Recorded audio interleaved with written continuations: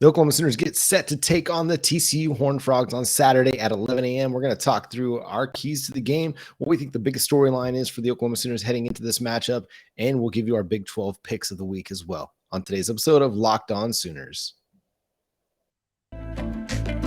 You are Locked On Sooners, your daily podcast on the Oklahoma Sooners, part of the Locked On Podcast Network, your team every day.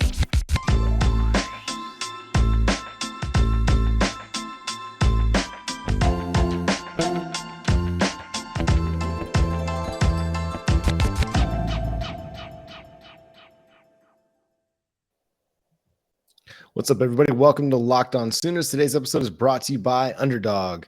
Sign up for UnderdogFantasy.com with the promo code Locked On and to get your first deposit doubled up to $100. Again, Underdog, promo code Locked On, matched up to $100. My name is John Williams. You can follow me on Twitter at John9Williams. My buddy here is Josh Helmer. You can follow him on Twitter at JoshOnRef. You can also hear him Monday through Friday from 9 to noon on 94.7 The Ref in Norman. Josh, it's almost game day. The best way to wash away the bad aftertaste that we have from Kansas State and David Hicks is to go play a football game on Saturday in Fort Worth.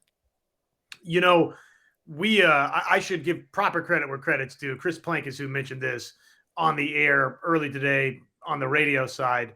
And he's right. You know, now with the David Hicks news being what it wound up being for Oklahoma, and obviously with, you know, how the Kansas State game played out. I mean, assuming that things go well in Fort Worth, the number one thing that this fan base needs is just to see this team get back out, play, and win a football game, right? I mean, they just need that tonic of positivity.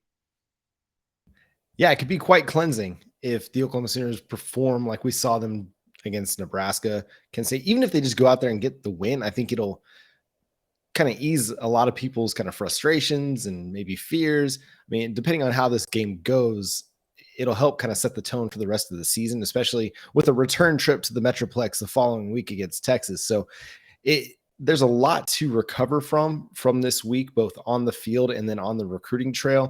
But again, you go out and you win a game, you do so in a decisive fashion, even if it's not a 30-point blowout, but you win pretty comfortably, then people will feel a little bit better about where things are headed. I don't think anybody's hitting the panic button at all. I don't think anybody's doubting what Brent Venables is going to do with the Oklahoma Sooners, but I think it still is like, it's just a gut punch, right? Like, not that the two things are tied together. I saw you tweet this out, you know, just the other day, and I wholeheartedly agree. Like, they're not connected, but we're going to connect them because it's, you know, it's a 1-2 to the gut and then a, you know, roundhouse to the chin that you took in the last few days. And so, yeah, get out there, face a TCU team that's right now 3-0, even though they haven't played the best competition. It's a team that's pretty talented.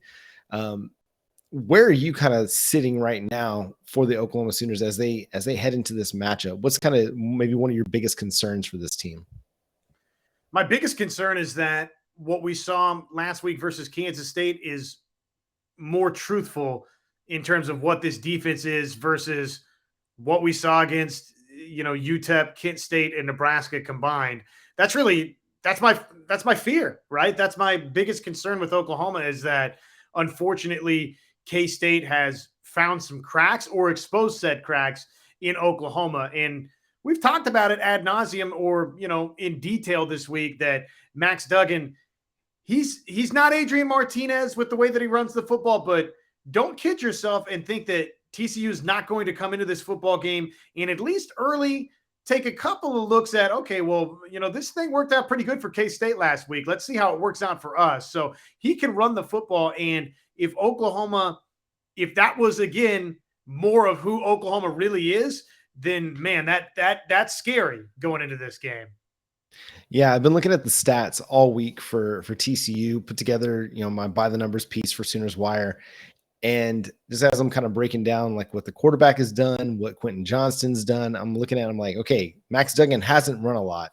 Quentin Johnston hasn't caught a lot of passes. What was my big kind of level? Where did I get my most confidence? going into the Kansas State game, it's that Adrian Martinez wasn't completing a lot of balls down the field. And what did he come out and do against Oklahoma? Completed a ton of balls down the field. So what am I fully expecting from Max Duggan this week?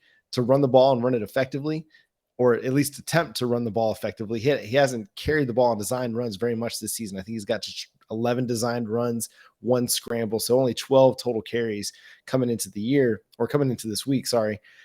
And then Quentin Johnston's only caught 9 passes on the season. Now, they haven't needed him a whole lot, against Colorado, against Tarleton State. You're not going to necessarily need your best player to go out there and have a 8 reception game for 170 yards and a couple touchdowns. You don't need that. You can win without having to play him a ton. You can play some other guys, get them opportunities, and not have to rely on that guy. So I fully anticipate seeing a lot of Quentin Johnston this week, seeing him get close to double-digit targets to really test this Oklahoma Sooners secondary with arguably their biggest test of the season. I think that TCU will try to expose some of the things that Kansas State did. They're going to really test whether or not Oklahoma has kind of corrected some of the things that they got exposed on in the read option game by Adrian Martinez and Deuce Vaughn. Now, again, Max Duggan, he doesn't run the ball in the same way that Adrian Martinez does, but he's an effective runner. Kendre Miller is a good running back. He may not be the same level of runner that Deuce Vaughn is, but he's definitely a guy that's capable of breaking big runs on you if you're not paying attention to him. So they're going to be stressed. They're going to be threatened in the running game. And I know that Sonny Dykes is going to come up with a really good game plan to attack this Oklahoma Sooners defense. And I agree with you. That's kind of the biggest area of concern for me, is how the defense responds to getting hit in the mouth by Kansas State. Do they rebound in a way that shows that, okay, last week was an aberration. We're still a really strong defensive unit that does hone in on the details. And I think that's what the coaching staff has been trying to preach all week, is just honing in on the details, doing your job, focusing on your assignment, and not trying to do more than what you're asked to do. So that'll be the big key, I think, for how the rest of this season goes. TCU's offense statistically heading into this game looks pretty good. Again, they haven't really played anybody that's going to have the caliber of defense that Oklahoma is going to roll out on the field. At least we assume that Oklahoma's defense is better than Colorado's and SMU's and Tarleton State's. I think it's safe to assume that. But how much better is going to be the question. And how well Oklahoma's defense performs in this game really sets the tone for the rest of the season. Yeah, really just this game in general, right? I mean, what happens in this one is, because you're coming on the heels of that Kansas State loss, I mean, and you got, you're staring down the barrel of Texas the following week. I mean, lose this one and things can really come off the rails for you, but stabilize here and win this thing and play well doing it. And all of a sudden, I think you can go down to the Cotton Bowl and kind of feel like, okay, maybe the Kansas State game was an aberration. Something that you touched on there, man. Yeah, if I'm TCU, like, obviously, I'm going to try and run the quarterback because our quarterback's somebody that can run. And I saw Oklahoma really struggle mightily against that just a week ago, right? Just mixing that dual threat in with the quarterback. But something you touched on, Quentin Johnston, I mean, went bonkers in this game. I know that it was lopsided in favor of Oklahoma last year, but the one thing that was great for TCU was the 7 receptions and $185 that Quentin Johnston had in the 3 touchdowns. And he looked like somebody that Oklahoma simply couldn't match up with. So if I'm TCU, was it you last week or, somebody mentioned to me recently, football just sometimes don't overthink it. Just keep it simple. And the simple thing for TCU this week, John, would seem to be, to me, okay, let's throw it to the guy that had almost 200 yards last year. Yeah, that's got to be a big part of the game plan. You don't want to force feed it. You don't want to force it if Oklahoma's coming out and they're going to double coverage or provide double coverage or bracket Quentin Johnston on the outside.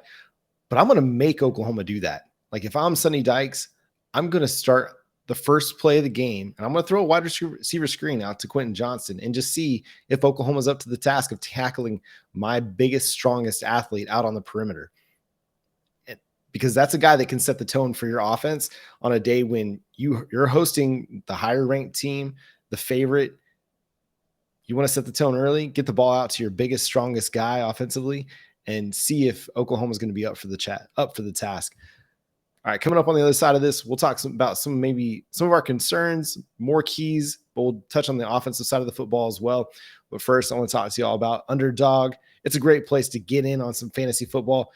it's really fun because you can go and you can pick players up to 5, anywhere from 2 to 5 players, pick the high or low on the yardage total that they provide, and you might be able to win.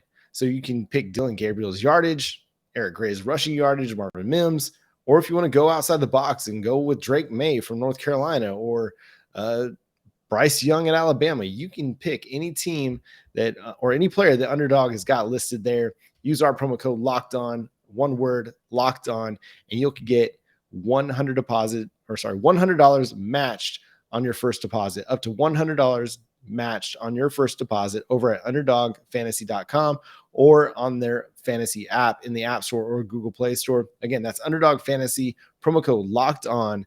Get in on the college football pick'em action today. Okay, Josh, let's continue breaking down TCU. What, if any, concern do you have about the offense heading into this game? I probably would like to see the offensive line continue to just go out and bully somebody. I think we've seen that in bits and pieces in spurts for OU. I don't know that we've seen it for 60 minutes for OU. In fact, I know we haven't seen it for 60 minutes for OU so far this season. So, call it a concern or call it a want to. I guess it's a little bit of both for Oklahoma to just see that coalesce for the Sooners. I mean, again, you talk about in bits and pieces, why does it take, until the second half for Eric Gray to get loose, right? I want to see just the consistency there, which really starts up front with the offensive line in the run game. So that would be one thing. And then, man, based on the way last week played out, I think the other thing that obviously has to come to mind, and you almost feel guilty saying it because the guy played a good game, but you've got the throws that need to be made and can be made. I want those throws to be made this week on the road against TCU. Yeah, this is a game where Marvin Mims has played pretty well the last couple of seasons, and I fully expect him to have another big game. The TCU defense, they're struggling. They gave up more than 370 passing yards to Tanner Mordecai last week against SMU. And so I expect Dillon Gabriel to have a big game, and Marvin Mims is going to be a big part of that. I fully anticipate Mims to have another 100-yard game in this one where he does catch a couple long passes. But again, he's going to be effective in the short to intermediate part of the game, the pass offense as well. I think that's important. Like, see Dillon Gabriel convert on third down, clutch situations. He's been really good in 2-minute situations during the season so far. I want to see him, hitting on some of those kind of have to plays. Like, you have 3rd and 7, you have 3rd and 10, you need a conversion. Dillon Gabriel's going to connect on that one.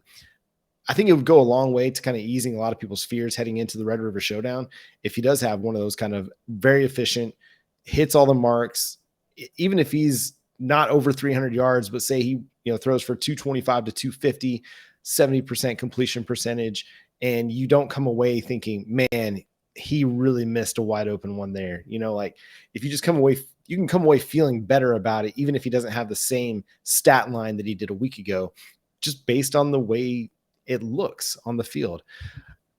The offensive line, I think, is a huge key going into this one.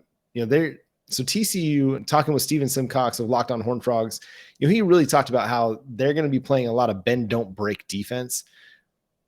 And Oklahoma's going to be able to get yardage on them. Now, what's going to happen when they get down into the red zone? When you get into the short area of the field, it makes it a lot more difficult to pass when you're inside the 20-yard line because you have less space to threaten the defense. A guy like Marvin Mims, who's going to force defenders to respect his downfield ability, it kind of takes it away a little bit because he doesn't have as much room to threaten. Well, that means the offensive line is going to have to blow open holes for the running game and win in the red zone. I mean, they're going to have to win all over the field, but in particular in the red zone. You can't get into the red zone and then stall out because the offensive line isn't winning. They run a 3-3-5. We've seen a lot of that in the Big 12 over the years. This shouldn't be a scheme that's too difficult for Oklahoma to block up. But it's just, again, converting in key situations, in scoring situations. That's going to be huge for Oklahoma. And then cutting down on some of the mental miscues, the false starts. If they can start playing cleaner football, I'll feel a lot more comfortable and confident about this team moving forward. Because, man, it was so frustrating last week to watch this team with ease move across the 50-yard line only to stall out because of their own mistakes, not because of anything Kansas State was doing necessarily, but because they were just jumping the gun a little bit too early. So that's going to be key for me. All right. Keys to the game, Josh. We're going to look at both the offense and the defense. Let's start on the offensive side of the football, since that's where we're talking right now. What is kind of like your biggest key to this game for Oklahoma Sooners to come away with a win?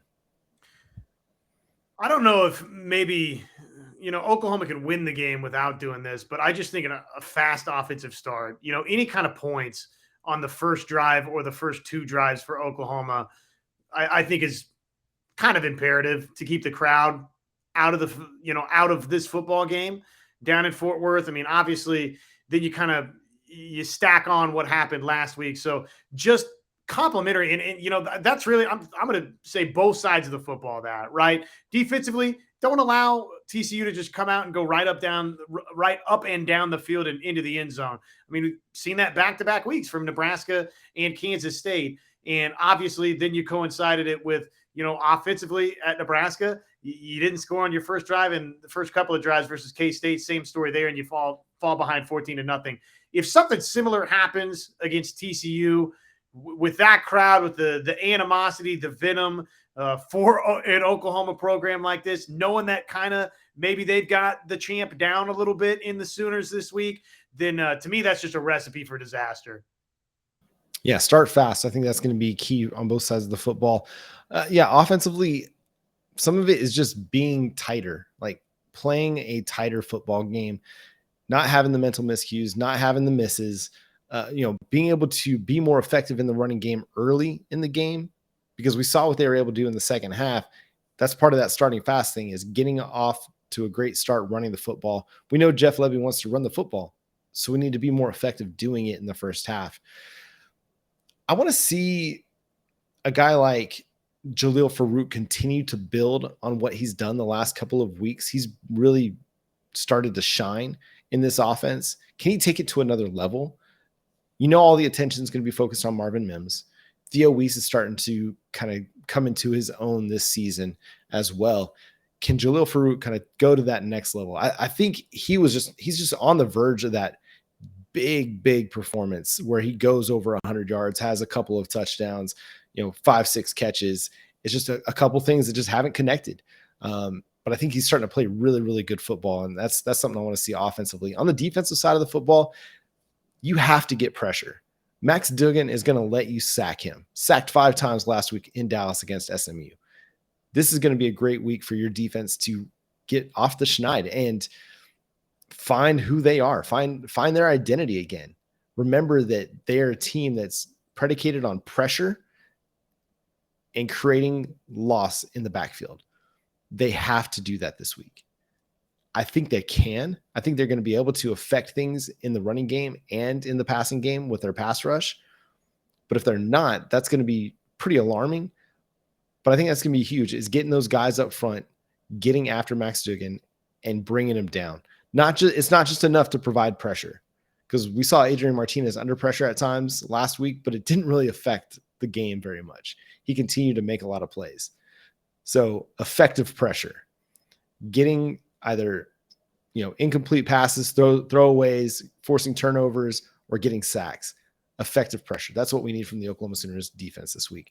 Anything else that you want to touch on before we move into the rest of the Big 12 slate and we offer our prediction for the Oklahoma Sooners versus TCU? Just both of the items that you mentioned right there. I mean, staying on schedule, 11 penalties for 87 yards ain't going to cut it. It didn't cut it at home versus Kansas State, and it sure as heck won't cut it on the road down there at TCU. And, you talk about last week, the pressure department, 0 sacks, right? 0 sacks for a defense that had been really, really disruptive, and just 4 TFLs for a defense that I believe was averaging maybe 9 going into that Kansas State game. It was right in that wheelhouse. If it wasn't 9, it was 8.5 or somewhere right in that neighborhood. Bottom line is they got half of what they were averaging on the season, Oklahoma. And Adrian Martinez, as much as it was, hey, he's going to run the football 21 times, John, he threw 34 passes last week. So the fact that you didn't sack him once, yes, is alarming for Oklahoma, and that needs to obviously be much, much better. All right, let's turn our attention to the Big 12. We do this every week on the final segment of the week as we get ready for another fantastic college football weekend. Any weekend or any Saturday in the fall is just going to be a great weekend. Hopefully it's so for the Oklahoma Sooners. Let's look at what BetOnline has to say about this weekend's matchups. We'll start with the hated and dreaded Kansas State Wildcats hosting the Texas Tech Red Raiders. Kansas State minus 7.5 point favorites over Texas Tech. Over under is sitting at 57. Josh, what are your feelings about this game? I think it's going to be close, man. I don't see Kansas State just winning this thing by 10, 13 points or whatever. I think Texas Tech will give them a full game scare coming off their victory last week, the Red Raiders over Texas. And I think Kansas State may be a little fat and happy coming off of the performance down in Norman. I still like K-State to win. I do think this is of the lower scoring variety. So I'll say Kansas State 27, Texas Tech 24. Yeah, I'm kind of with you on that. I think Texas Tech has been playing really good football. They play just close games. Even in their loss earlier in the season, it was a close matchup, if I remember right. So I like Texas Tech to be able to keep it close. Kansas State doesn't cover. I do think I think it'll probably go over, but just over. I'm looking at something like 31-28, something like that. Kansas State gets the W at home, continues their, a resurgence in the Big 12, but Texas Tech does keep that one close. All right. The pivotal matchup, at least if you're looking at the preseason schedule, as things stand now, Oklahoma State travels to face the Baylor Bears in Waco, a rematch of the Big 12 championship game from a year ago. Baylor is laying 2.5 points to the Cowboys. The over-under is 56.5. Josh, where are you leaning? I didn't think I would have said this in the offseason, but I like Oklahoma State to win the game. I think right now they're the better football team of Oklahoma State and Baylor. So, the fact that they got to head on the road to go get this one, I'm not deterred by it. I think Spencer Sanders right now is clearly the better quarterback of the two. And the type of quarterback play that Oklahoma State's getting from him, it's been flat out impressive. It's been the best quarterbacking of Spencer Sanders' career. He's kind of been an up and down sort of guy, but right now he's not been that. He looks like somebody that, I don't know, just won a Fiesta Bowl, right, over Notre Dame. I mean, he looks like that guy right now. So I'm taking Oklahoma State. I think there'll be some points both ways. I'm looking kind of like you said about K-State, Texas Tech. I'm in that same wheelhouse, 30-27. So that would just sneak over.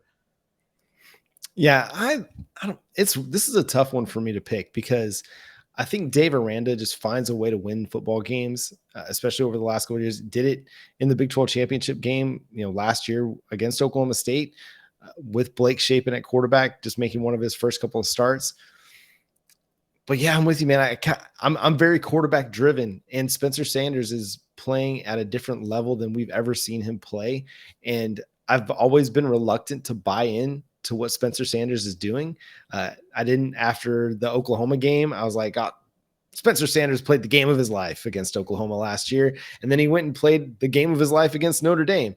And then this season, he's off to a fantastic start for the Cowboys. So I like Oklahoma State, especially if you're giving me points. Give me Oklahoma State because I think they do score a lot of points in this one. And I'm with you. I'm going to take the over, similar to what I picked with Texas Tech and Kansas State. Probably going to be something like 34-30. I do think Baylor and Blake Shapen are going to be able to score in this one, but I think ultimately it'll come down to Spencer Sanders, his athletic ability to get outside the pocket, make plays with his legs, and avoid that really, really good Baylor defensive front. But give me the Oklahoma State Cowboys. Give me the over on this one. The game that I might even be more intrigued by, and it's this one. It's Iowa State going on the road to Lawrence to face the Kansas Jayhawks. Iowa State is a 3-point favorite in this one, which was really interesting to me. I mean, Iowa State's defense is playing really, really good football right now. But Kansas, man, it's just hard to ignore what they're doing, and it's hard to bet against them at this point, especially with what the offense is doing. The over-under on this one's 59 points. Josh, what do you think? Kansas might already believe that Kansas is good, right? I think the nation is starting to think that. I think Big 12 circles, that aren't in Manhattan, Kansas, are starting to think that about the Jayhawks. This would be the win, though, that I think would truly cement that to the Jayhawks that, oh, okay, yeah, no, we're a pretty good football team. I like Kansas to get this game at home. I think offensively, they're unlike anything Iowa State has seen so far. And that's impressive considering the fact that obviously Iowa State just saw Baylor a week ago. And I would have thought that Baylor is going to be, one of the top offenses in this league. Right now, I think Kansas is a better offense than Baylor. So I like KU as a home dog to win this game at home. I do think there's going to be points both ways. I think this is an easy over in this football game. I think Deckers puts points on the board. I think Daniels outduels him. I'm looking, it'll be hard fought, but I'm thinking 38-31, 38-34 Kansas, something like that. I mean, definitely over though. Yeah, I'm not picking against Kansas anymore. Like Jalen Daniels, he's getting all the Heisman love from me in the college wires voting, the Heisman voting, just because he's just playing great football. Like that win against Duke, like he was surgical and near dang perfect in that football game against, Duke's defense, it's not very good. And Houston's defense isn't great. West Virginia's defense isn't great, but they got some playmakers. This, to me, I think you mentioned it, but this is kind of the one. This is the game. If Daniels and Kansas can come away with a win and put points up on the board, I think everybody's going to have to start believing at that point. I think they get it done. I think Lance Leipold's really got something cooking in Lawrence right now. And Jalen Daniels, he's one of the best football players in the country at the moment. Who knows what could change, but he's playing as well as any quarterback in the country at the moment. And so I'm going to go with Jalen Daniels. I just think Kansas just finds a way to get it done. I think it's going to be the over as well. I think they'll hit the over. A lot of points going to be scored in this one, but it's going to be a really fun game to watch. That takes us to the primetime game in Big 12 play. The West Virginia Mountaineers going on the road to take on the Texas Longhorns. Texas coming off a huge loss in Lubbock a week ago. West Virginia coming off the big win in Blacksburg a week ago over Virginia Tech. Texas is a 9-point favorite. The over-under 63. Josh? Again, I feel like I do this most every week. I'm taking Texas because of the skill talent to win the football game, but I do think this has upset potential written all over it with West Virginia. It's not going to shock me if straight up West Virginia wins this football game once it's all said and done. JT Daniels is doing some nice things for the Mountaineers. They're obviously coming off of, as you mentioned, that big win over Virginia Tech. Not that, Virginia Tech's any victory to, really ride home about in a big way, but it was the fashion in which West Virginia won that game in the second half that was so impressive about it. And now each passing day that loss to Kansas looks like it's less and less egregious, right? So I'm starting to just feel like, West Virginia's a pretty good football team. I think they'll keep this thing close and within 2 scores. I would take West Virginia and the points. Over under, it's going to be right at it. I guess I'm probably, again, kind of coming just a little bit underneath that. 31-27 Texas, but I think West Virginia's going to have a chance to win this game. And again, it wouldn't shock me if they did. Yeah, I like the over in this one. West Virginia's really good offensively, and they've had a lot of close games. So I definitely like West Virginia to at least within 9 points cover. I don't like Texas to outright cover. I think could win the game, bounce back. If they don't win the game, the Chiefs are hot is going to be flamed at that point, especially heading into the Red River Showdown against Oklahoma. Like that would be near disastrous for Texas. It doesn't matter who your quarterback is at that point. It doesn't matter if Texas is unable to win this game at home over a West Virginia team 2-2 in the season. Like that would not look great for Sarkisian and the Longhorns. So I think Texas will win it, but I think West Virginia keeps it close, and it's something like you mentioned, game, 5-point game. I'm thinking something like Texas 38-35. A redemption for the last, field goal they had last week. I think Bijan Robinson comes out and has a big game in the first overtime just to redeem himself. Yeah, give me West Virginia plus the points over, but Texas win this one outright. And that's us, the game that you all are most excited about. That is Oklahoma down to Fort Worth, stomp rounds. to town the TCU Horned Frogs. The Oklahoma Sooners are laying 6 points. The over 69. Pretty nice. Josh, what are you thinking on this one? Man, that's that over under. They're really expecting some points from these two offenses. Obviously, both offenses so far have been good, have been very impressive. So I can certainly understand, why that over under is set where it's at. I don't know, man. Maybe I'm crazy, but I kind of see there being some defensive plays made, at least by Oklahoma in this one. I don't think Oklahoma is going to get exposed the same way that they did last week defensively. I expect the pressure on the quarterback to resemble more of kind of what we've seen from the Sooners. And I do like Oklahoma to cover the number and win this thing by a couple of scores going into the Cotton Bowl. I just think that coming off of the loss, I'm not selling all of my Oklahoma shares just yet. I'm still keeping some of my shares in Dillon Gabriel and in Oklahoma. I'm thinking 37-24, something like that for the Sooners, where it's, TCU gets theirs in bits and pieces, but generally speaking, Oklahoma much, much better defensively. Offense does, a lot of positive things once again. So I like Oklahoma to win the game by a couple of scores. And what would that be? That would go under, right? Yeah. So that's kind of where I'm thinking. Yeah, I'm also going the under, but I'm like, actually, I've got the push. My prediction, 38-31 Oklahoma. I'm kind of in a prove it mode with this defense right now. I got to see you do it. And against better competition, Kansas State exposed a lot of things that I think TCU could take advantage of in this week. And both teams are going to want to play at a kind of a faster pace, which I think lends itself to a higher scoring game, but I don't think that they're going to hit the over. So it's going to be a push. So for me, avoid the over under altogether, but definitely take Oklahoma minus the 6. I think they do win this one by at least a touchdown, if not more. But I'm kind of like, let's see what this defense can do to rebound. I do think that they will, but I'm just kind of, I don't know, I'm hedging a little bit because I'm just not so sure that TCU is not going to be able to score to keep up. It kind of reminds me a little bit of the Oklahoma-Kansas State game from a year ago, where Oklahoma's offense was good. They were able to score some points. Oklahoma's defense really hadn't found itself yet that season, and Skylar Thompson and Deuce Vaughn were able to do some things. And I think it's going to be similar this year, where Max Duggan and Kendre Miller are going to be able to do some things. Quentin Johnston as well on the outside, as Oklahoma continues to really strive to find its identity. I think this is going to be one of those weeks where TCU just is going to be able to score some points, but we'll see some splash plays from the Oklahoma defense. But I think it's going to take a really good game for Oklahoma to win this one offensively. And then Oklahoma will make some plays down the stretch, like they seem to do, generally speaking, on the defensive side of the football, that ultimately wins this game for the Sooners. And that's going to do it for today's episode of Locked On Sooners. Thanks so much for tuning in. We are free and available on all podcast platforms. Make sure you go subscribe to the show wherever you get your podcasts.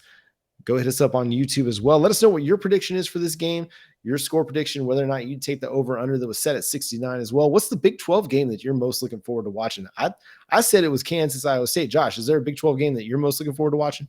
It's probably that one. Yeah, I just want to see if the Jayhawks can keep it rolling. I say that the entire Big 12 slate this week is incredible. And I think we're going to say that more than once the rest of the way here, just because, again, Oklahoma right now doesn't look like this immovable object. Honestly, as good as Oklahoma State has looked, I'm not sure that they are an immovable object.